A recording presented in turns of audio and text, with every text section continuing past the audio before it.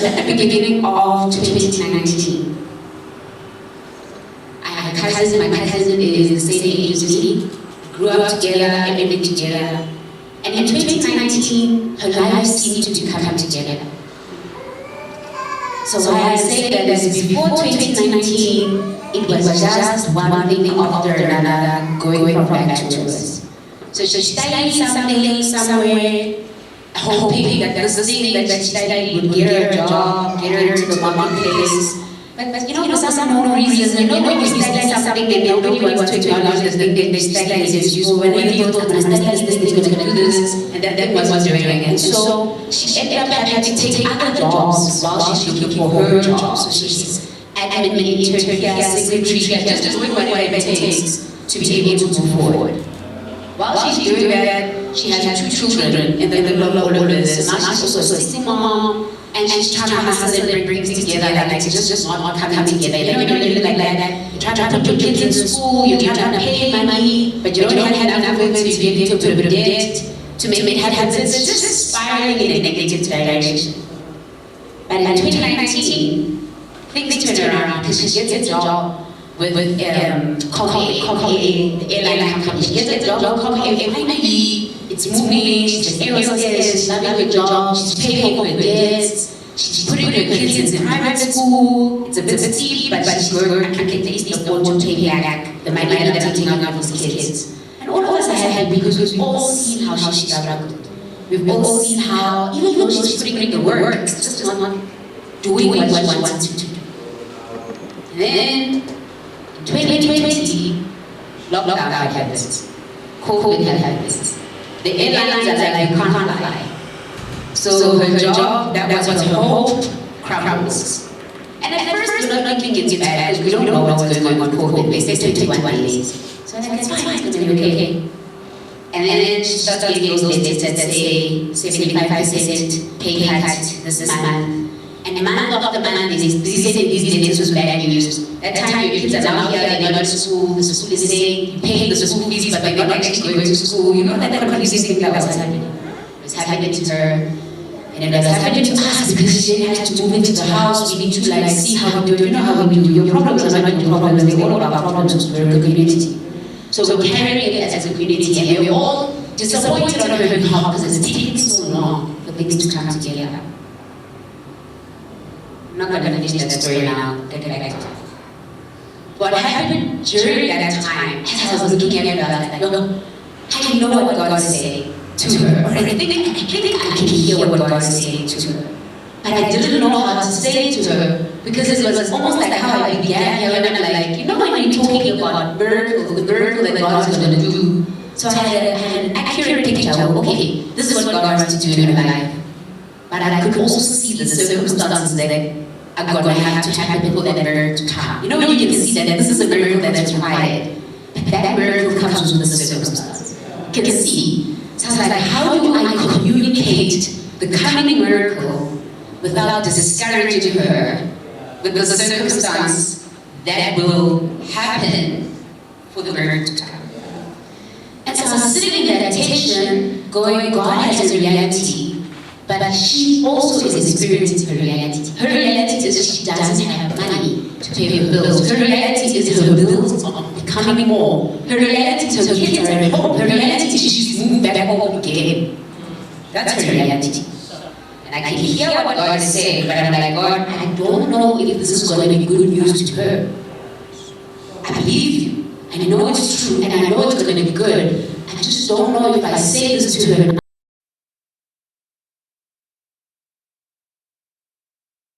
Going into the Bible. What happened to her didn't only happen to her. Just like those kinds of things don't only happen sometimes. They actually happen a lot, believe it or not. And when you look back in history, it happened to Israel. Israel existed in a time when after, you know Israel's story, Exodus, poverty, slavery, so many things happened to Israel. But at a point in time, Israel was doing well. There was a point in time where Israel was doing so well, in fact, Israel was exporting things to other nations. Israel was building the best temples. People were marveling, going, yo, the The temples in Israel are great. This nation has so many good things happening. People wanted to trade with Israel. And this was as a result of some of the things that the kings of Israel in that time did. Now, some of those things that the kings did were good, and some of them were bad. But here when we enter into the story that we're about to read, Israel was doing well. Very well. And they were happy with their circumstances. And you know when you're happy with your circumstances, you don't want them to change. That's where Israel was. And then in Isaiah 6 it says, in the year King Uzziah died, I saw the Lord. But the problem is that King Uzziah dying was not good news for Israel. Because King Uzziah's reign, it says, was marked by peace. And peace was important in that time because war is how nations were conquered. So if Israel was experiencing peace, it means no one is conquering, no one is attacking, they are free to exist as a country that is doing well. But what we don't realize, or what Israel doesn't realize about that flourishing, the thing that they're enjoying, is that it's not all happening on God's terms. So although it looks great and feels great, there's certain things about their transactions with other nations that are causing harm. There are certain ways in which they are operating that are causing other things to happen. And so God is saying to Israel, hey, I've called you to operate in a particular way. Do not get into an agreement with that nation, although it's going to bring you nice trade. Do not get into agreement with that nation, although you know that it's going to increase this and this service. Stay away from those people. I am your God. I will bring your flourishing.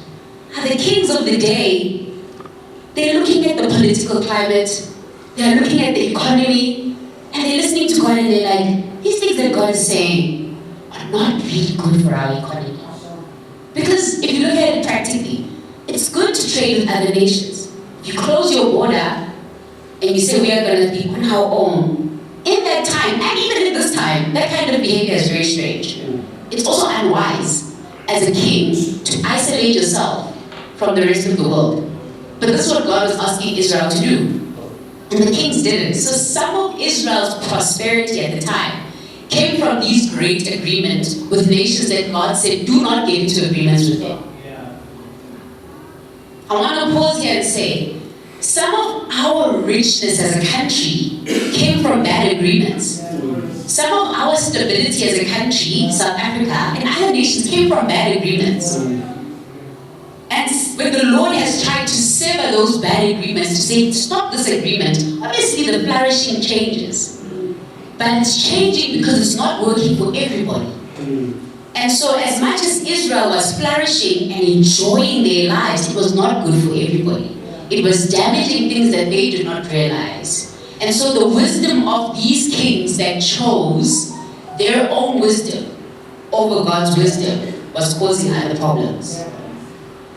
And so before I even start the word and go into it, some of the things that we define as success, the ways that we define as things would be good if this and this and this were happening, as people who have pledged allegiance to Yahweh, God's way is good. We were singing, you are perfect in all of your ways, which means that the way that seems right to a man is not always great.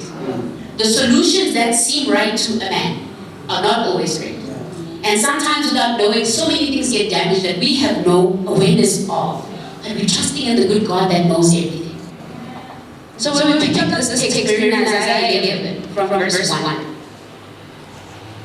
And Isaiah is writing, having heard from the Lord, and he says, there shall come forth a shoot from the stump of Jesse, and a branch from his roots shall bear fruits. So if you look at that word stump, a stump is a tree that's been cut. So Israel, the way I was describing her flourishing, was a tree full of life, exporting its fruit. Now, here we are, we're a stump. And if it's a stump, it means the nation is dead. That's what it means. It means we are now at a place when the nation is dead. Why is the nation dead? Because the nation refused God's life-giving commandments and chose to partner with their own ways, their own kings that seemed right to them, and the kings decided to make agreements that looked right to them. That actually, it increased in money. The finances of the nation did well, the politics were agreeable. God was like, that is not what I want for you. I have something better for you. Israel said no. One of the places that you see Israel's king saying no, in Isaiah 7, King Ahaz, having a conversation with God, Assyria now is invading, right? This is after Isaiah 6, right? Because Isaiah was called to prophesy in a time when God knew that a decline was coming. God says to Isaiah, they're not going to listen to you. And because they're not going to listen to you, they're going to call upon judgment. Now think about Isaiah and every prophet prophesying. They're not prophesying into a world that is far away from them. They are living in Israel. So when the kings don't listen to what the prophet is saying, they also suffer. So it's not like Isaiah was in a temple somewhere, excluded from everything that happened to Israel. He was also experiencing. So if it says that there's a stump of Jesse, Israel is now dead. Even Isaiah is saying that they is Israel. Because you know sometimes you think of a prophet as someone who's sending a message from God, like Paul maybe. But Paul, even his messages were not excluded from the circumstance. He sent messages from prison. So prophets are not excluded from the circumstances of the day. You know sometimes you're like, should I even speak life because my own life? Don't you feel like that sometimes? And you're like, how do I speak life when my own life? But the prophets in the Bible spoke God's word, heard messages from God in the middle of that day's circumstance. They were not excluded. And yet what they did differently is position themselves in a way and in a place where they can constantly hear God and never not once did they not deliver his message. And even when the kings were not listening, God says, deliver the message. That is how you bring flourishing, that is how you bring wellness, that is how you bring my will and prosperity. Declare what I am saying, and don't stop until I say. So this is the stump, and he's saying, there shall come forth a shoot from the stump of Jesse, and he's basically saying the Messiah is going to come and he's going to be a good king. And the coming of the Messiah is that from this place of death, life is coming. God is saying, even though the circumstances that are happening right now are caused by disobedience, are caused by rebellion, even from those circumstances I'm going to bring life. Even from that dead place, I'm bringing life. New life is coming. If you imagine here the cement ground, and when they say they should come off the shoot, I want you to imagine a green leaf coming from the cement. That's the picture that God is describing to Isaiah. He's saying, from the cement, life is going to come. From this very dead place that you can't see, that looks like nothing can happen from it, life is going to come. What I love about God saying, from the stump of Jesse, God is not ignorant of what has happened here. He is speaking this. Before this happened, God in Isaiah 10 detailed to Israel, this is what's going to happen. The border is going to be crossed at this place by these people invading at this time. And this is going to cause your economy to do this. So many details. Sometimes knowing exactly what God's going to do doesn't make you more encouraged, you know? You know, sometimes you're like, if God can just speak a word, if He can just tell me what's going on. God told Israel exactly what was going on. It didn't help them obey. And it didn't help them when it was happening to go, you know what, God knew. He told us that He knew. Let's just submit to Him and obey because He knows better. That was not Israel's reaction.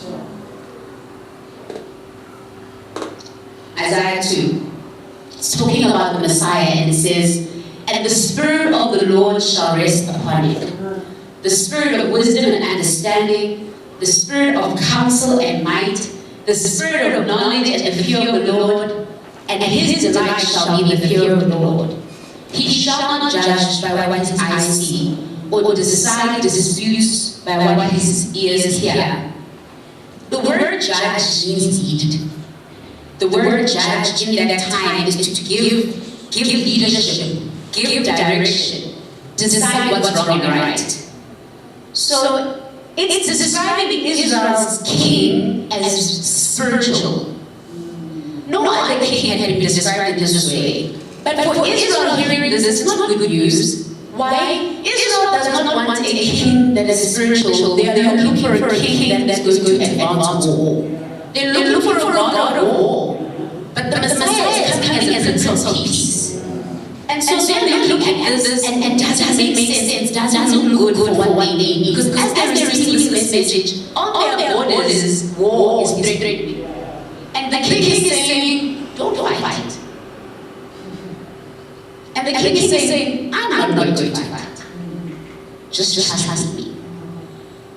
Can you see why Israel disobeyed? Because I'm telling you, you would as well. Because there's a threat. Their lives are on decline. And God is saying, trust me.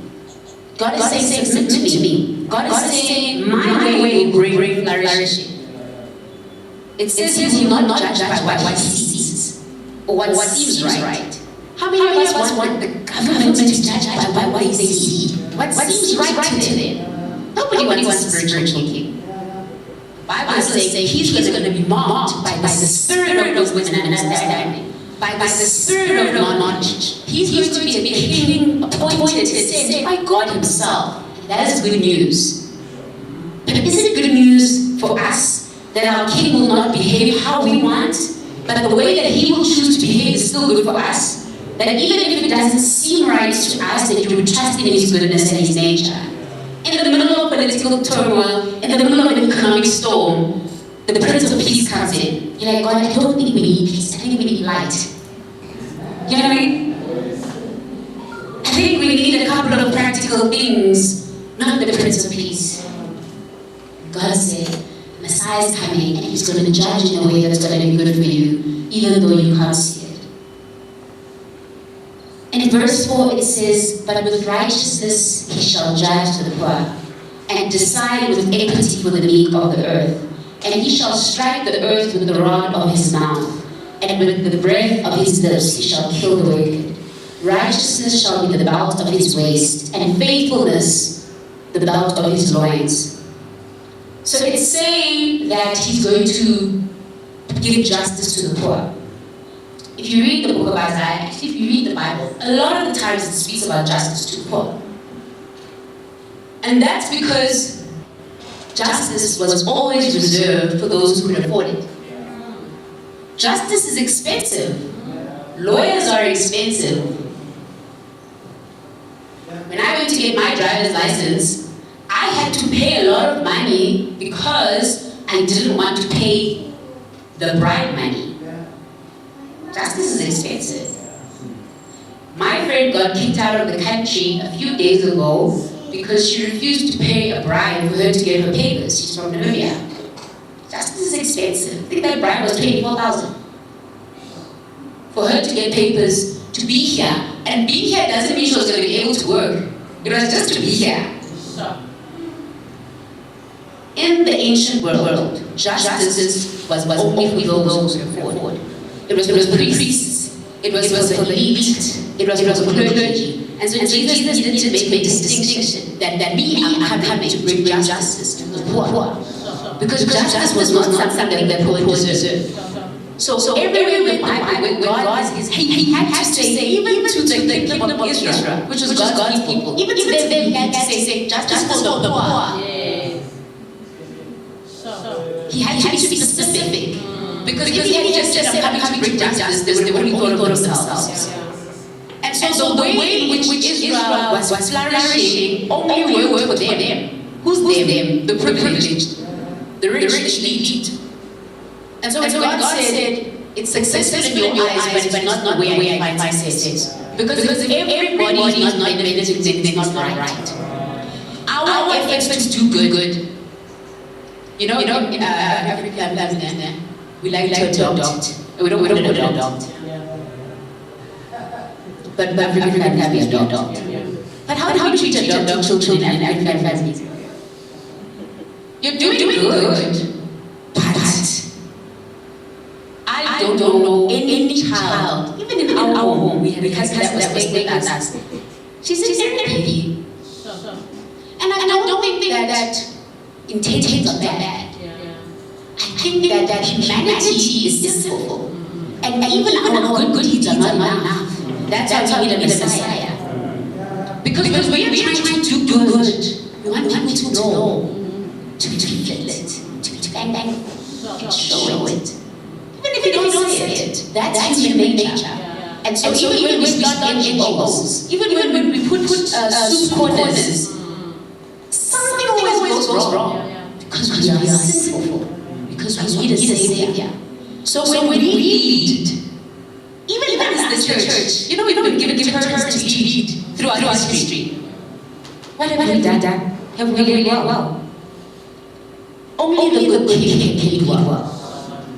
And that's why he said, do not do things your way. Do it my way. Let me lead as king. It will bring flourish to everyone. Some things that people don't know about God in Israel, it was never just about Israel. God's intention was to use Israel as a witness to all the nations. Keep saying this. Look at how I'm doing it here. Look at this nation. Look at how they live like this. And so even as we are here as a community, it's not just about us. But God has put boundaries around how we live. Boundaries around how we love. Boundaries around how we exist together. So that we can witness. It says, by this shall all men know that you are my disciples, in the way that you love one another. And so you wonder, how will the world know that we love one another? Irrelevant. Do it well, become the witness to the world. Because that's what God was doing through Israel. Amen. Verse 6 says, the wolf shall dwell with the lamb, the leopard shall lie down with the young goat, and the calf and the lion and fattened calf together, and the little child shall lead them. The cow and the bear shall graze, their young shall lie down together, and the lion shall eat straw like the ox. The nursing child shall play over the hole of the cobra, and the weaned child shall put his hands on the adder's den. They shall not destroy or hurt on my holy mountain, for the earth shall be full of the word of God, as the waters cover the sea. So I love that portion of Scripture. It's so confusing. What is the lion doing teaching straw? Why is the leopard playing with the goats? What's happening? It's not no. And the Messiah says, the Messiah coming changes your nature. The Messiah coming changes what's defined as normal. And the Messiah coming changes the natural order. Why is that important? Because if we are allowed one another, the truth of the matter is we have hatred in our hearts towards one another.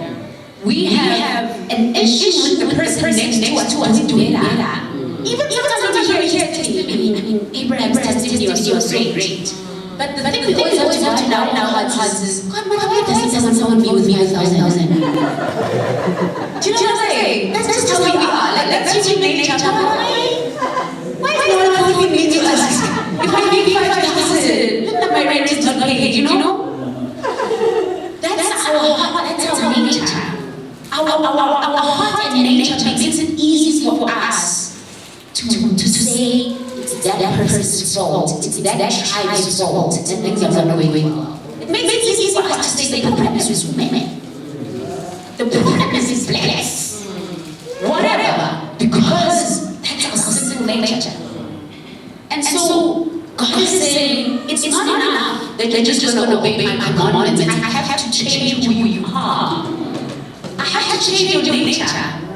And not just your nature, because you, in your nature, have built things. You built a world that operates like you. So everything has to change. So what we do, we look at the world and how it's operating because we created it. And we want God to make us flourish in this world that looks like this. In the systems that we created, God said that system doesn't work. And we go, God, make the system work for me. God said, no. Change everything. The Messiah came. He came intentionally defining every system. He came intentionally from the wrong side of town. He came intentionally from a virgin. Every system defied. And him doing that, he inconvenienced himself in a big way. teenagers on the run. These teenagers on the run, they are carrying the Messiah. It's a scandal. This thing that God chose to be born from. So we don't realize that, right? That whole virgin story is a scandal. Any sort of birth that happens on marriage is a scandal. The Messiah chose to put himself in a scandal. And then they chose to come from Nazareth. You know when the priest was told, they're like, wait, man. Is this not Jesus from Nazareth? Wait. Are we busy having a conversation here about that guy from Deep? Like, really? That was so confusing that they chose to do that. Why would a king choose to come from Troy? Why? That's what you do. Your king comes from downtown. I don't think so. That's why they say, no. We don't have that king. Our king is going to be dressed as a soldier, coming riding on a horse. Looking good, man. Jesus walked everywhere. So remember how he looked, how he smelled. Because you didn't money, people were carrying chariots, people traveled in a particular way. Jesus was walking. How many times did you read he had to walk? He was walking a lot. All these miracles actually happened on foot. And then the one time he was walking on a donkey, that's not his. It's not his, he borrowed it. For his financial miracles, he had to borrow that money. Hey, can I use your coin? But Jesus prophesied to the rich, to the elite, because he could see that they are like sheep without a shepherd. But he didn't prophesy from a place of privilege. Just like Isaiah didn't prophesy from a place of being excluded to what was happening. Jesus himself fully subjected himself to what was happening.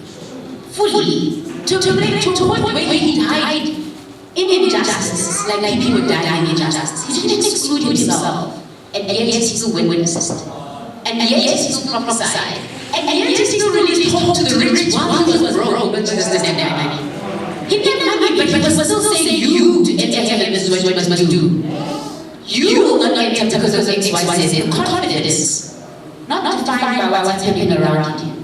To witness, you need to fully surrender to being, I'm a child of God, that's my primary identity. And that is going to look inconvenient. Just like it was inconvenient to Jesus. It's not going to look harsh. It doesn't look harsh. It didn't look harsh with Jesus.